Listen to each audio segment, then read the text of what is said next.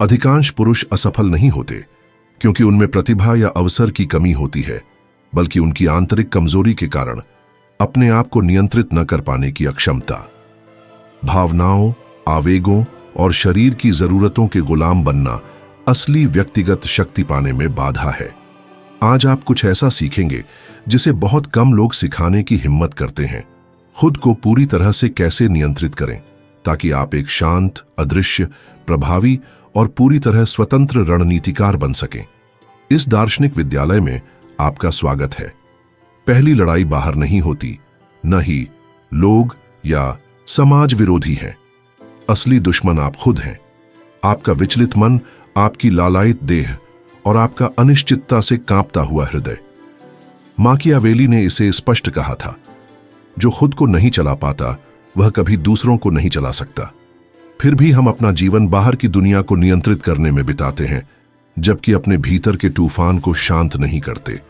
अगर आप सचमुच शक्ति चाहते हैं तो आईने के सामने खड़े होकर खुद को देखें, लेकिन खुद की प्रशंसा के लिए नहीं, बल्कि उन अदृश्य जंजीरों को पहचानने के लिए जो आपको बांधती हैं। क्या आप बिना किसी व्याकुलता, बिना फोन देखे 1 घंटे तक शांति से बैठ सकते हैं और अपने साथ ही रहना चाह सकते हैं? अगर नहीं, तो आप अभी स्वतंत्र नहीं हैं। कमजोर पुरुष शोर की तलाश करते हैं ताकि वे मौन से भाग सकें, क्योंकि मौन में उन्हें अपनी सबसे गहरी सच्चाई सुनाई देती है और वे अपनी टूटन और खालीपन का सामना करते हैं।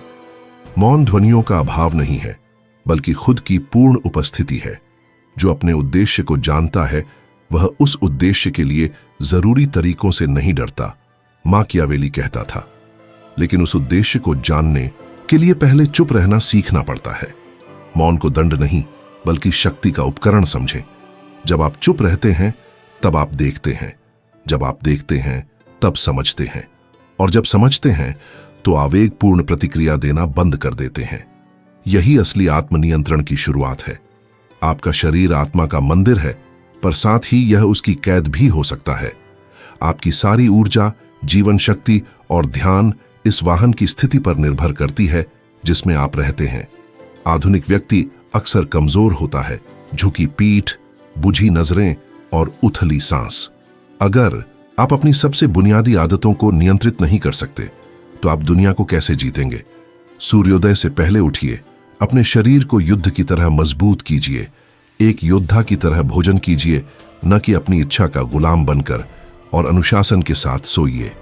सबसे जरूरी है, तत्काल संतुष्टि को सहन करना सीखिए। अगर यह संदेश आपके दिल को छू रहा है तो इसका मतलब है कि आपके भीतर एक ऐसी ज्वाला जल रही है जो औसत दर्जे से संतुष्ट नहीं होती। एक शांत लेकिन दृढ़ आवाज आपको कहती है, मैं कुछ बड़ा बनने के लिए जन्मा हूं। एक पल रुकिए, गहरी सांस लीजिए और खुद को बाहर से देखें। पूछिए कि क्या आप सचमुच अपनी जिंदगी चला रहे हैं या बस अपने आसपास के अराजकता पर प्रतिक्रिया दे रहे हैं।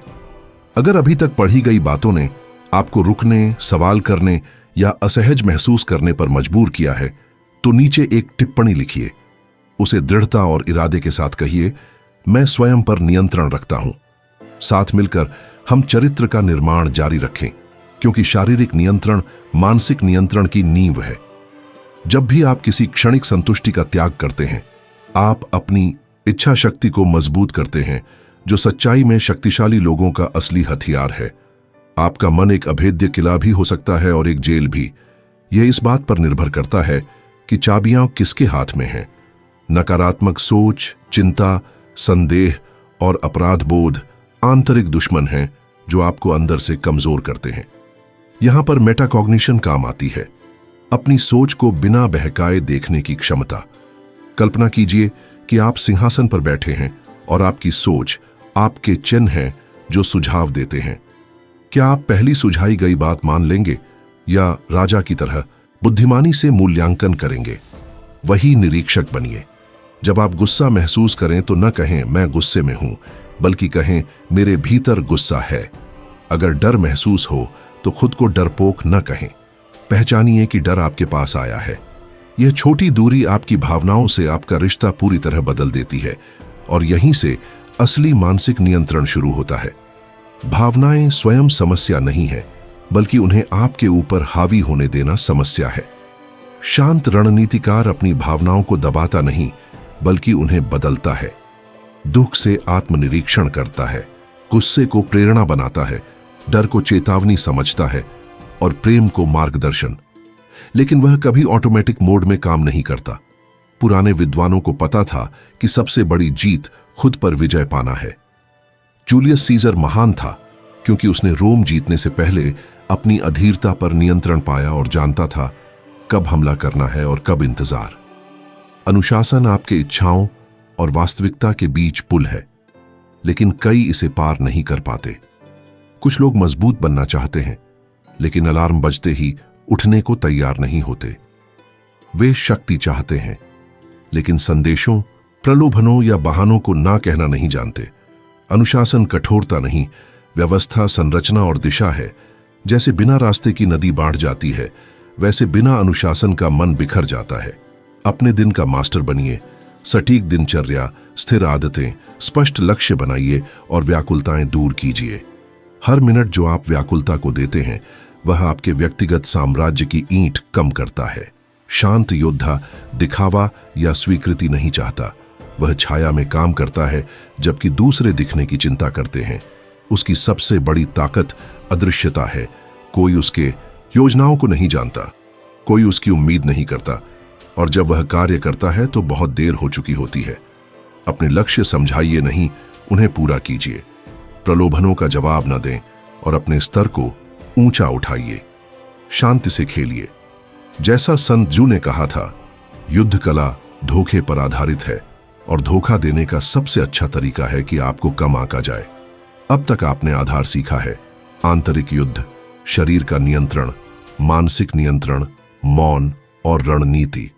लेकिन यह तो सिर्फ शुरुआत है।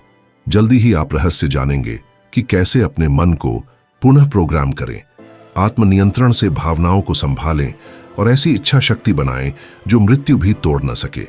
याद रखिए, असली शक्ति बाहरी नहीं होती, वह अदृश्य, शांत और घातक होती है, और आप इसे जागृत करने वाले हैं। आपका मन उपजाऊ जमीन है, लेकिन अधिकांश ने उसमें असुरक्षा, चिंता और सीमित विश्वासों जैसे खरपतवार उगने दिए हैं। शांत रणनीतिकार अपनी मूल प्रोग्रामिंग को स्वीकार नहीं करता। वह इसे शब्द दर शब्द, सोच दर सोच पुनः लिखता है। युद्ध के मंत्रों की तरह शक्तिशाली पुष्टि, एफर्मेशंस, चुपचाप दोहराकर। यह खुद को धोखा देने के लिए नहीं, बल्कि फिर से प्रशिक्षित करने के लिए होता है। क्योंकि जो आप तीव्रता से दोहराते हैं, वह आपके मन में गहराई से अंकित हो जाता है। रणनीतिक दृष्टि से कल्पना केवल सफलता का सपना देखना नहीं है, बल्कि खुद को कुशलतापूर्वक क्रियाशील कल्पित करना है। संत जू कहते कि जीत युद्ध में प्रवेश करने से पहले ही हासिल हो जाती है। अपने मन को चयनित पढ़ाई से पोषण दें, ऐसी विचारधाराओं से जो आपको प्रज्वलित करे, न कि कूड़े से। माकियावेली, नीत्शे या मार्को ऑनरेलियो जैसे दार्शनिकों से सीखें और दासों की धरती पर सम्राट की तरह सोचें। अपने आंतरिक संवादों को नियंत्रित करें। अपने मन को एक कमजोर बच्चे की तरह बात करने न दें, बल्कि एक सख्त, रणनीतिक और आत्मदया के प्रति निर्दयी जनरल की तरह जवाब दें। यहां हम गहरे क्षेत्र में प्रवेश करते हैं। जो अपनी भावनाओं को नियंत्रित करता है, वह न केवल खुद को नियंत्रित करता है, बल्कि दूसरों पर भी प्रभावी ढंग से प्रभाव डाल सकता है। क्या आपने कभी सोचा है कि कुछ पुरुष जब किसी कमरे में प्रवेश करते हैं, तो सभी की नजरें उन्हीं पर क्यों टिक जाती हैं? यह केवल उनकी दिखावट के कारण नहीं, बल्कि उनमें समाहित ऊर्जा, चुंबकीय मौन और पूर्ण भावनात्मक नियंत्रण के कारण होता है। माकियावेली कहते थे कि अगर दोनों में से केवल एक हो सकता है, तो प्यार से अधिक डरना सुरक्षित है, और हमने इस चैनल पर उस शक्तिशाली कथन को खोजा है। क्या आपने कभी विचार किया है कि कुछ लोग बिना एक शब्द कहे इतनी शक्तिशाली उपस्थिति कैसे बनाते हैं? यह सब भावनात्मक नियंत्रण से शुरू होता है। जबकि अन्य बेचैन होते हैं, आप शांति बनाए रखते हैं। जब आपको उकसाया जाता है, तो आप मुस्कुराते हैं, और जब सब प्रतिक्रिया देते हैं, तो आप सोच समझकर कदम उठाते हैं। यह रवैया भ्रमित करता है, प्रभावित करता है और चुंबकीय आकर्षण पैदा करता है। सामाजिक खेल में जो अपनी भावनाओं पर नियंत्रण करता है, वह दूसरों की प्रतिक्रियाओं को भी नियंत्रित करता है। कभी कभी सबसे मजबूत कार्रवाई कुछ न करना होती है। जैसा कि संत जू ने कहा था, अगर आप नदी के किनारे पर्याप्त समय प्रतीक्षा करेंगे तो आप अपने दुश्मन का शव बहता हुआ देखेंगे।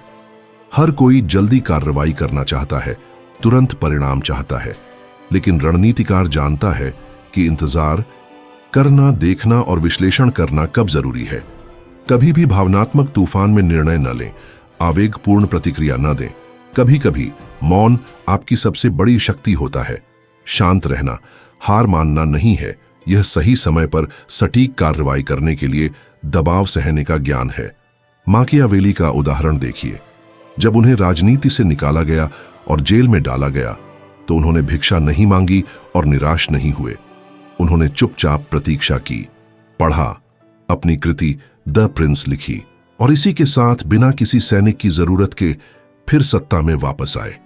अराजकता का मुकाबला व्यवस्था से होता है, इसलिए हर योद्धा को रोजाना एक अनुष्ठान चाहिए। अगर आप सच्ची शक्ति चाहते हैं तो अपनी दिनचर्या को अनुशासन का पवित्र कार्य बनाइए। सुबह सूर्योदय से पहले उठिए, ठंडे पानी से शुरुआत कीजिए, गहरी सांस लें, शारीरिक व्यायाम करें, पढ़ाई करें, लिखें और मौन में समय बिताएं। घोषणा करें, आज मैं खुद का शिकार नहीं बनूंगा, आज मैं नियंत्रण लूंगा। दिन भर शरीर को सक्रिय रखें और मन को केंद्रित, बिना बाधा के काम करें। जो कुछ भी आपको कमजोर करे उसे अस्वीकार करें। चीनी, विकर्षण, विषैले विचार, कम बोलें और अधिक सुने। रात को अपनी गलतियों का मूल्यांकन करें, बिना खुद को दोषी ठहराए। थोड़ा ध्यान करें, कुछ ज्ञानवर्धक पढ़ें और राजा की तरह सोएं जो अपना किला बंद करता है। इसे 90 दिन तक करें और आप खुद को भी पहचान नहीं पाएंगे। अकेलापन कोई सजा नहीं बल्कि नेता की शिल्पशाला है। नीत्शे अकेले रहे, माकियावेली निर्वासित हुए। संत जू ने संन्यास में लिखा, महान लोग अकेलेपन से नहीं डरते, वे सामान्य होने से डरते हैं। क्या आपको पता है कि मौन आपको क्या दिखाता है? आपकी असली इच्छाएं, आपके छिपे हुए भय, आपकी कमजोरियां, और वहीं से आप निर्माण शुरू कर सकते हैं। जब दुनिया की शोरगुल गायब हो जाती है तब आपकी आंतरिक आवाज सुनाई देती है। अकेलेपन से भागे नहीं, उसे अपना साथी बनाइए। यही आत्मनियंत्रण की ज्वाला है। वैराग्य का मतलब ठंडा होना नहीं है, यह बिना गुलामी के प्यार करना है। क्या आप बिना जवाब दिए एक संदेश को अपनी शांति नष्ट करने देंगे? क्या आप एक गलती के कारण अपना संतुलन खो देंगे? क्या आप दूसरों की बातों के डर से अपनी प्रगति रोक देंगे? रणनीतिकार प्यार करता है लेकिन खोता नहीं, आनंद लेता है लेकिन बंधता नहीं, भरोसा करता है लेकिन अपनी शक्ति केंद्र कभी नहीं सौंपता। जैसा माकियावेली ने सिखाया, जो सब कुछ चाहता है वह सब कुछ खो देता है, जो पकड़ बनाता है वह कमजोर हो जाता है।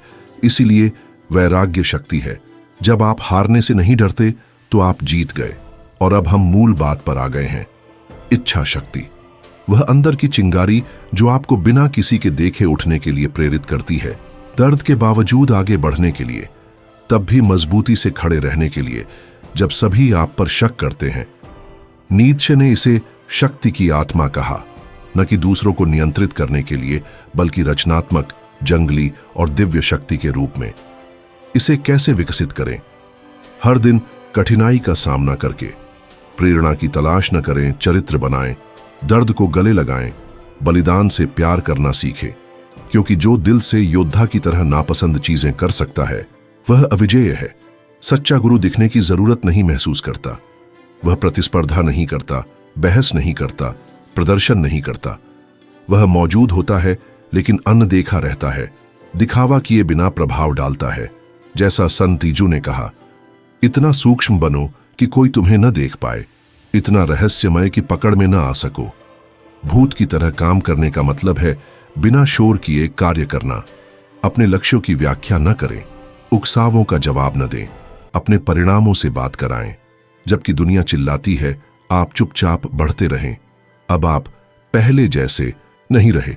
आपने समझ लिया है कि आपका मन आपका किला हो सकता है, आपका शरीर एक मंदिर और आपकी इच्छा शक्ति एक तलवार। आपने जाना कि असली शक्ति मांसपेशियों में नहीं बल्कि खुद को नियंत्रित करने, सहन करने और बिना अनुमति मांगे आगे बढ़ने की क्षमता में है। माकियावेली और सन त्जू देवता नहीं थे, वे सामान्य इंसान थे, लेकिन उन्होंने अलग सोचा, रणनीति से काम किया और दुनिया को नियंत्रित करने से पहले खुद को नियंत्रित किया। यह आपका समय है। आज ही निर्णय लें कि आप शांत रणनीतिकार, अदृश्य योद्धा और अपने भाग्य के वास्तुकार बनेंगे, क्योंकि अंत में सबसे महत्वपूर्ण जीत दुनिया के खिलाफ नहीं बल्कि अपने आप के खिलाफ होती है। अगर ये शब्द आपके भीतर कुछ जगाते हैं, अगर आप महसूस करते हैं कि यह चैनल आपके असली आंतरिक परिवर्तन की राह का हिस्सा है, तो अब सदस्यता लें, न कि आवेग से बल्कि सचेत निर्णय से। यहां शोर नहीं मचाते, यहां अंदरूनी साम्राज्य बनाते हैं। और अगर आप अपने साथ इस प्रतिबद्धता को सील करने के लिए तैयार हैं, तो नीचे टिप्पणी में लिखें, मैं स्वयं पर नियंत्रण रखता हूं। इसे दृढ़ता से लिखें। यह कोई साधारण वाक्य नहीं, बल्कि आपकी नई पहचान के साथ एक समझौता है, ब्रह्मांड के सामने एक घोषणा कि आप जाग चुके हैं। अगले वीडियो में हम सन त्जू और माकियावेली के अनुसार सामाजिक शक्ति और रणनीतिक छल के बारे में चर्चा करेंगे। इसे मिस न करें। जल्द ही मिलेंगे।